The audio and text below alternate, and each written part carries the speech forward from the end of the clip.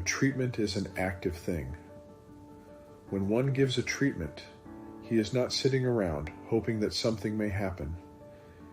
He is definitely, constructively, actively stating, sensing, knowing some specific good.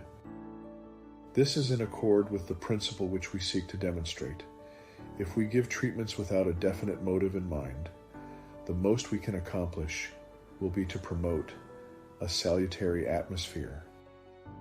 A passive meditation will never produce an active demonstration, any more than an artist can paint a picture by sitting down with his paints, but never using them.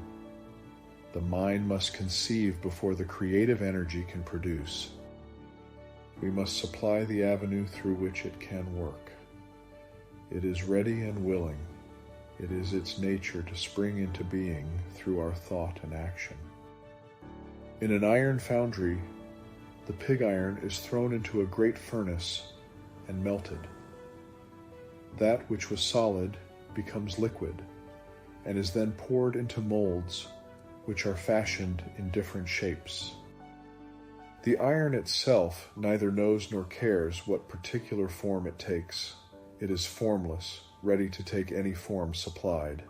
If we did not place it in the proper molds, the liquid would assume no particular form.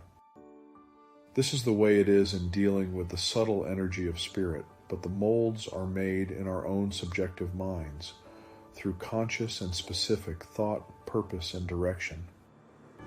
We should be very careful not to think that, because we make the mold, we must create the substance.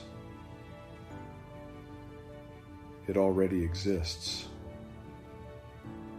It is part of the life in which we live, a part of the universal energy.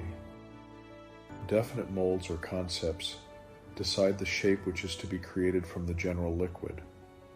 This should prove to us that there is a specific technique in mental treatment which we should not overlook. If we wish a certain good, we must instill into our own minds a realization of this specific good, and then, as this idea is the mold we place in mind, it will be filled by the substance necessary for the complete manifestation of this good in our lives. Therefore, if a man is seeking to demonstrate, he must tell himself that he has faith in his power, in his ability, in the principle, and in the certainty of the demonstration for which he works. Faith, being a mental attitude, is according to law, and even though one doubts, he can overcome his doubts and create the desired faith definitely.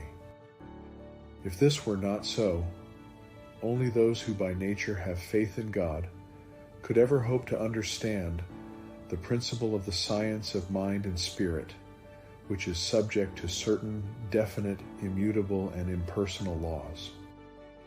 However, even though faith is a necessary attitude, it is something that can always be established by explaining the theory and proving the principle.